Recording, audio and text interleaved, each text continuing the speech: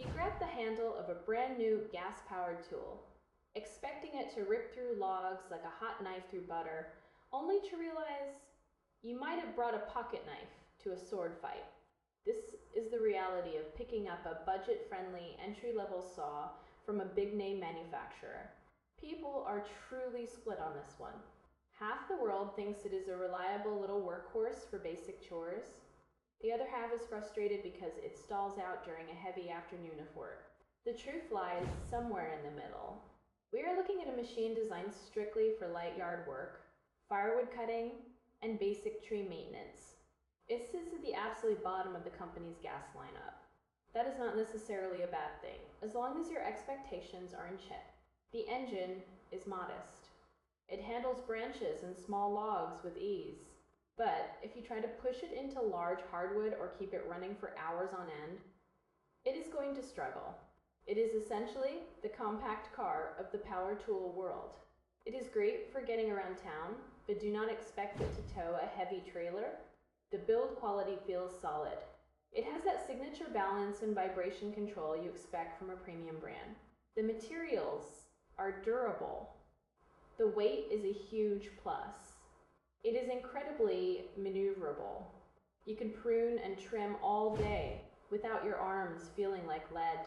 However, the stop bar and chain are built for cost saving, not for aggressive wood biting. If you want better performance, you have to keep that chain razor sharp. One dull tooth and this little engine will start to complain. It is fuel efficient, which is nice for a weekend warrior who just needs to clean up after a storm. Most of the negative feedback comes from people who expected pro-level power from a hobbyist tool. It is not a scam. It is just basic. If you need to clear an entire forest, look elsewhere. If you just need to tidy up the perimeter of your garden, this might be your best friend. Starting it can be a bit finicky if you do not know the dance. You have to start with a stable surface. Put it on the ground. Click that chain brake into place for safety. Check your fuel and oil levels. Flip the ignition to the on position. If the engine is cold, set that choke to the full cold start position. You need to hit that primer bulb several times until you see the fuel moving inside.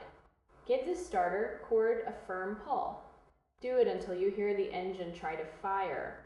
Then move the choke to the middle position. Pull again until it starts up.